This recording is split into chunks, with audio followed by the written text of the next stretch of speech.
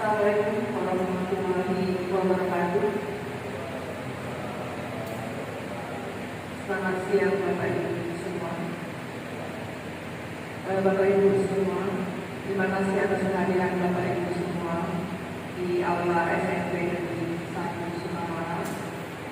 Dalam rangkaian kita akan menyaksikan Ibu Wiwi Ramadhani, calon guru penggerak angkatan 9 dari SMP Negeri 1 Sukamara, di mana nanti Bu Wiwi akan memaparkan, menyebarkan pemahaman dan penerapan pengalaman budaya positif di lingkungan sekolah melalui diseminasi aksi nyata modul 1.4 yaitu budaya positif. Bapak Ibu sekalian, harapan kehadiran Bapak Ibu di sini selain mendukung kegiatan Ibu ini, saya berharap juga ini menjadi motivasi bagi Bapak Ibu semua agar pada saatnya nanti ikut dalam calon guru penggerak angkatan ke-10 yang nantinya itu akan diumumkan. Karena dari beberapa kegiatan yang dilakukan oleh Ibu Wiwi Ramadhani itu, praktik baiknya itu memang sangat baik. Jadi nanti apabila memang benar-benar guru itu sudah menjadi bukan seri lah, bukan calon guru penggerak, tapi sudah menjadi guru penggerak, itu memang sudah benar-benar luar biasa. Tapi Bapak Ibu bisa menimba pengalaman ini dari Ibu Wiwi yang mungkin beberapa tahun yang lalu Bu Wiwi sudah menjadi guru, tapi belum merasa menjadi guru. Setelah dia masuk CGP, baru mungkin Bu Wiwi tahu, oh ini sebenarnya guru. Begitu kan Bu Wiwi? Nah, jadi itu harapan saya, itu menjadi motivasi Bapak Ibu sekalian untuk masuk menjadi calon guru penggerak angkatan ke-10. Demikian itu harapan saya, agar apa? Dengan adanya guru-guru penggerak di sekolah kita, saya yakin mutu kualitas pendidikan di sekolah kita itu akan dengan sendirinya juga akan menjadi berkembang maju dengan pesat. Jadi kita bisa mengikuti perkembangan dunia pendidikan sesuai dengan aturan atau permen yang ada. Demikian Bapak Ibu.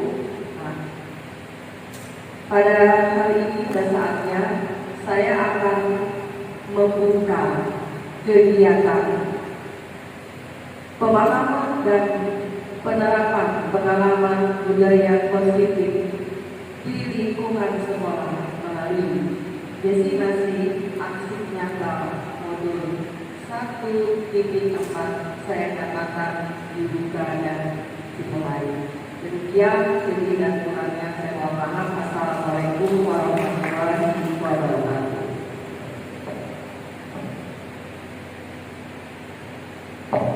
Terima kasih Ibu atas waktu yang telah diberikan kepada saya. Begitu juga Bapak Ibu sekalian, terima kasih atas waktunya sehingga dapat menghadiri pada kegiatan saya hari ini, yaitu tugas saya dalam aksi nyata, yaitu desiminasi modul 1.4. Dalam desiminasi modul 1.4 yaitu menyebarkan pemahaman dan penerapan pengalaman budaya positif. Ini kemarin sudah saya coba dalam demonstrasi kontekstual. Konsep inti dalam budaya positif yang pertama adalah perubahan paradigma belajar, yang kedua adalah disiplin positif, yang ketiga adalah nilai-nilai kebajikan, yang keempat kebutuhan dasar manusia, Yang kelima adalah motivasi perilaku manusia. Yang keenam adalah segitiga restitusi dan keyakinan kelas. Dan yang terakhir adalah posisi kontrol guru. Dalam pembelajaran dengan paradigma baru, yaitu merupakan pembelajaran yang dirancang berdasarkan pembelajaran berdiferensiasi, yang mana untuk mewujudkan profil pelajar Pancasila. Kita mengetahui bahwa pembelajaran berdiferensiasi adalah sebuah pembelajaran yang mana memenuhi kebutuhan individu ataupun siswanya, yang mana mewujudkan profil pelajar Pancasila. Sedangkan profil pelajar Pancasila itu terdiri dari yang pertama adalah beriman dan bertakwa kepada Tuhan Yang Maha Esa, yang kedua berkebinekaan global, yang ketiga gotong royong, keempat kreatif, kelima bernalar kritis, dan yang terakhir adalah mandiri. Disiplin positif. Dalam disiplin positif, di sini disiplin sendiri berasal dari kata disiplin, yang artinya belajar. Disiplin mengacu pada disiplin diri, yang mana memiliki sebuah tanggung jawab. Disiplin positif merupakan salah satu cara penerapan disiplin, yang mana bertujuan untuk menumbuhkan kesadaran siswa. Tujuan kita sendiri sebagai pendidik adalah menciptakan peserta didik yang memiliki disiplin diri. Adapun di dalam hal ini, yaitu terdapat nilai-nilai kebajikan universal. Nilai-nilai ini merupakan fondasi kita berperilaku, dan nilai kebajikan itu sendiri adalah sifat-sifat positif manusia yang merupakan tujuan mulia yang ingin dicapai setiap individu. Sedangkan tujuan mulia yang dicapai setiap individu itu adalah yaitu mencakup 5 kebutuhan dasar manusia. Sedangkan 5 kebutuhan dasar manusia itu sendiri adalah yang pertama tentunya kebutuhan untuk bertahan hidup atau yang disebut dengan survival. Yang kedua adalah cinta dan kasih sayang yang disebut dengan love and belonging. Yang ketiga adalah kebebasan atau freedom. Yang keempat kesenangan, dan yang kelima adalah kekuasaan. Di sini pada poin pertama saya melambangkan orang dengan beban berat. Artinya adalah kebutuhan untuk bertahan hidup. Bagaimana kita yaitu untuk bertahan dalam sebuah kehidupan. Kemudian yang kedua adalah tentunya dalam kehidupan kita perlu juga yaitu cinta dan kasih sayang. Selain cinta dan kasih sayang, kita tentu juga perlu sebuah kebebasan. Saya artikan di sini sebagai kupu-kupu. Karena kupu-kupu itu terbang kemanapun dia mau, artinya adalah bebas. Yang berikutnya adalah kesenangan. Manusia juga perlu sekali dengan kesenangan. Tidak hanya selalu bekerja dan bekerja, kita juga perlu senang sewaktu-waktu, yaitu perlu senang juga. Dan yang kelima adalah kekuasaan. Setiap manusia pasti akan mempunyai kekuasaan dan menginginkan sebuah kekuasaan, itu pasti sudah ada dalam diri manusia. Selanjutnya adalah motivasi perilaku manusia.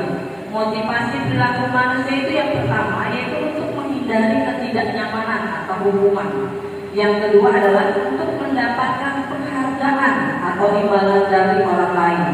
Dan yang terakhir adalah untuk menjadi orang yang mereka inginkan dan menghargai diri sendiri dengan nilai-nilai yang dipercaya. Dalam nilai-nilai yang dipercaya terdapat sebenarnya kita guru itu punya 5 posisi kontrol guru. Tapi kita tidak tahu posisi kita itu sebenarnya di mana. Nah, 5 posisi kontrol guru itu adalah yang pertama itu sebagai penghukum, yang kedua adalah sebagai pembuat rasa bersama, yang ketiga sebagai teman, dan yang keempat sebagai pemantau, dan yang terakhir adalah sebagai manajer. Miskonsepsi yaitu tentang teori kontrol. Yang pertama adalah ilusi guru mengontrol siswa. Yang kedua adalah ilusi bahwa semua kritik dan membuat rasa bersalah itu mampu menguatkan karakter siswa. Ilusi bahwa semua penguatan positif, efektif dan bermanfaat.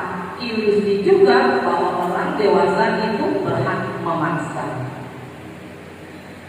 Dalam 5 posisi kontrol kita, yaitu yang pertama tadi adalah penghukum. Kalau kita sebagai guru, sebagai di posisi penghukum, hasilnya adalah kemungkinan siswa akan dendam, dia akan marah atau agresif.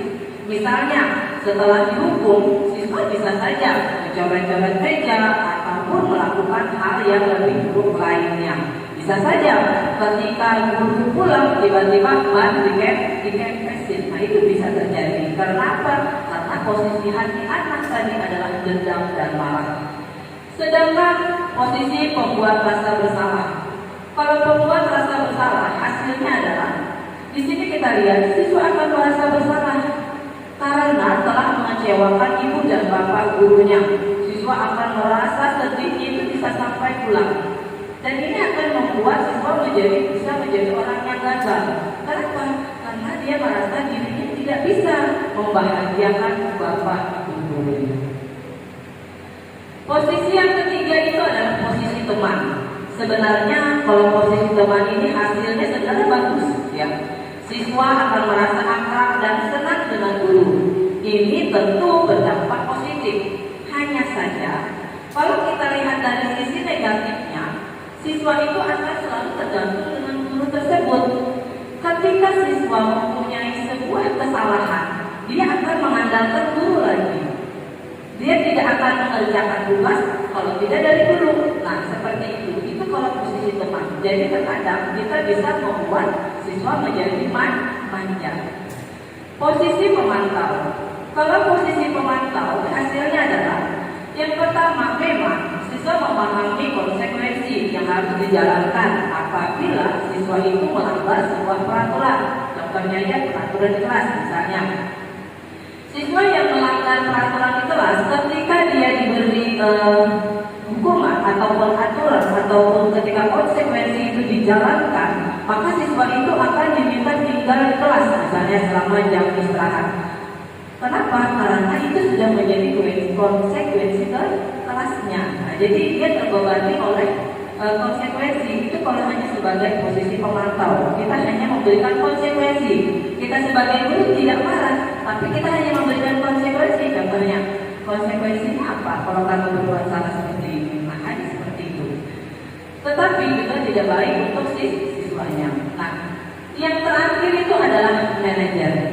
Kalau dalam posisi manajer ini, hasilnya adalah guru dengan tulus, ya. Guru itu dengan tulus, tidak marah, guru tidak meninggikan suaranya, apalagi menunjuk siswa ataupun hal yang lainnya. Pada posisi ini, guru itu akan meminta mengembalikan tanggung jawab siswa, yaitu dengan mencari jalan keluar ataupun solusinya, solusi dari permasalahan. Tentunya dengan bimbingan guru, ya, melalui guru kelas ataupun wali kelas, guru mata pelajaran, barulah ke BP, seperti itu. Keyakinan kelas atau sekolah bukan aturan, tapi keyakinan. Di sini siswa akan lebih tergerak dan bersemangat untuk menjalankan keyakinannya daripada hanya sekedar mengikuti serangkaian aturan tertulis tanpa makna. Yang perlu kita gali adalah nilai-nilai kebajikan di balik peraturan tersebut. Pembentukan keyakinan kelas atau sekolah itu yang pertama adalah keyakinan kelas bersifat lebih abstrak daripada peraturan yang lebih rinci dan konkret. Yang kedua, keyakinan kelas itu berupa pernyataan yang universal. Yang ketiga, pernyataan keyakinan kelas senantiasa dibentuk dalam hal positif. Yang keempat, keyakinan kelas hendaknya tidak terlalu banyak sehingga anak mudah ingat dan mudah dipahami oleh semua warga kelasnya. Yang kelima, keyakinan kelas sebaiknya sesuatu yang telah diterapkan di lingkungan tersebut dan bersedia meninjau kembali keyakinan tersebut dari waktu ke waktu. Dan yang terakhir adalah semua warga kelas hendaknya kontribusi dalam pembuatan keyakinan kelas lewat kegiatan juga curah pendapat. Yang berikutnya adalah segitiga restitusi. Segitiga restitusi itu adalah sebuah segitiga restitusi yang mana dalam penyelesaian masalah siswa kita bisa melakukannya dengan kolaboratif, yang mana terdiri dari 3. Dalam manajemen kolaboratif itu bisa menggunakan validasi tindakan yang salah, menanyakan keyakinan, dan menstabilkan identitas. Yang pertama adalah menstabilkan identitas. Pada menstabilkan identitas, bagian dasar ini yaitu bertujuan untuk mengubah identitas anak. Jadi kita mengubah identitas anak yaitu dari orang yang gagal karena dia melakukan kesalahan menjadi orang yang sukses. Contohnya, berbuat salah itu tidak apa-apa. Yang kedua, tidak ada manusia yang sempurna. Saya juga pernah melakukan kesalahan. Ini adalah menstabilkan identitas bahwa tidak hanya anak itu saja yang pernah melakukan kesalahan, saya juga pernah. Dalam validasi tindakan yang salah, yaitu tujuan tindakan kita adalah sebenarnya ingin memenuhi kebutuhan dasar, yaitu dengan memahami kebutuhan dasar kita bisa menemukan cara paling efektif untuk memenuhi kebutuhan tersebut. Contohnya kita lihat di sini. Padahal kamu bisa melakukan hal lebih yang buruk dari ini ya. Kamu pasti mempunyai alasan mengapa kamu melakukan hal seperti ini. Kita mencari tahu alasannya. Alasan anak tersebut melakukan kesalahan itu kenapa? Pasti mereka mempunyai sebuah alasan. Sedangkan menanyakan keyakinan. Nah, karena tadi kita sudah membuat keyakinan di kelas, kita akan menanyakan. Dalam teori kontrol menyatakan bahwa kita pada dasarnya itu termotivasi secara internal. Ketika langkah 1 dan langkah 2, maka akan bersiap ada dihubungkan dengan nilai-nilai yang mereka yakini atau yang mereka percaya. Contohnya, apa yang kita percaya, apa yang kita yakini sebagai kelas atau warga, bisa kita tanyakan seperti itu. Kemudian lagi, apa nilai-nilai umum yang telah kita sepakati di dalam kelas. Kemudian, keyakinan kelas mana yang telah kamu lakukan. Misalnya, anak terlambat. Nanti kita tanya, keyakinan kelas mana yang telah kamu langgar. Dia akan menjawab karena sudah keyakinan kelas tadi sudah dibuat di dalam kelas atau di suatu sekolah. Dia akan menjawab, keyakinan disiplin. Ketika dia berkelahi, kita bisa tanyakan, keyakinan kelas mana yang telah kamu langgar, yaitu menghormati sesama teman. Jadi kita tanpa harus menghukum anak tersebut. Dengan menggunakan segitiga restitusi ini, kita bisa membudayakan budaya positif di sekolah. Itu tadi Bapak Ibu, paparan dari saya ucapkan terima kasih banyak atas waktunya dan mohon maaf telah mengganggu waktu Bapak Ibu. Terima kasih sekali lagi, salam dan bahagia Bapak Ibu guru hebat. Terima kasih.